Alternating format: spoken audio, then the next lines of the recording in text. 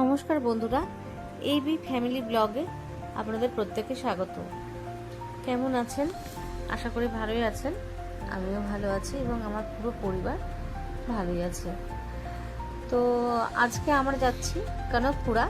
সেখানে আমি নিজের কিছু প্রয়োজনীয় কাজ নিয়েও যাচ্ছিলাম, মানে গিয়েছিলাম আর কি।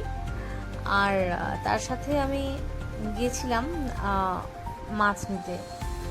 তো বুঝতে পারছেন যে আমি পশ্চিমবঙ্গের বাইরে, অর্থাৎ আমি রয়েছি ব্যাঙ্গালোরে। তো এখানে সামুদ্রিক মাছ বেশি পাওয়া যায়। তো আমি সামুদ্রিক মাছ বলতে সেরকমভাবে খাই না। তো আমি এখান থেকে মাছ নিয়েছিলাম, কাতলা মাছ, আর নিয়েছিলাম 250 মতো চিংড়ি মাছ। তো দেখুন, এই মাছটি না শার্ক মাছ। এই মাছটি দেখে আমার ছেলে দাপাই ভীষণ মজা পাচ্ছিল আর বলছিল যে মা, এই মাছটি কি মাছ? শার্ক মাছ, একটু দেখাও না।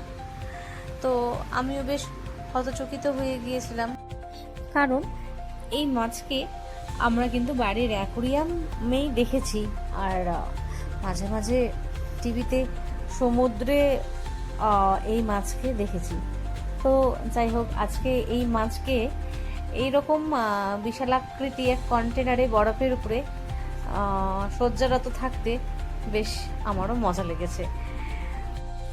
তবে এই দোকানে চিংড়ি মাছ বা কাতলা মাছ ছাড়াও অন্যান্য সময়তেও পাবদা মাছ পাওয়া যায়।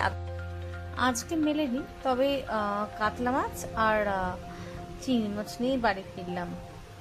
তো সামুদ্রিক মাছ আমি রান্না করতেও পারি না, আর খেতেও খুব একটা ভালো লাগে না। মানে বলতে পারেন, রান্না করতে যেহেতু পারি না, তাই খেতেও পারি না। তো দেখুন, এখানে আমার মাছ নেওয়া হয়ে গেছে। ওদিকে দাদা ভাই কাতলা মাছ কাটছেন। তো এরপর মাছগুলো নিয়ে আমরা বিল পেমেন্ট করব। এরপর গাড়ি বুক করতে হবে র্যাপিডো বা নাম্মা যাত্রী থেকে। গাড়ি বুক করে তারপর ঘরের উদ্দেশ্যে রওনা দেব। বাড়ি ফিরেও কিছু কাজ রয়েছে, যেমন মাছ ধোয়া, পরিষ্কার করা, ভাজা, এসব। তো চলুন, আজ এই পর্যন্তই। এরপরে নেক্সট ভিডিওতে আবার দেখা হবে। টাটা, ভালো থাকবেন এবং আমার প্রথম ব্লগকে আপনারা সাপোর্ট করবেন, লাইক, শেয়ার, কমেন্ট করবেন এবং সাবস্ক্রাইব করবেন। ধন্যবাদ।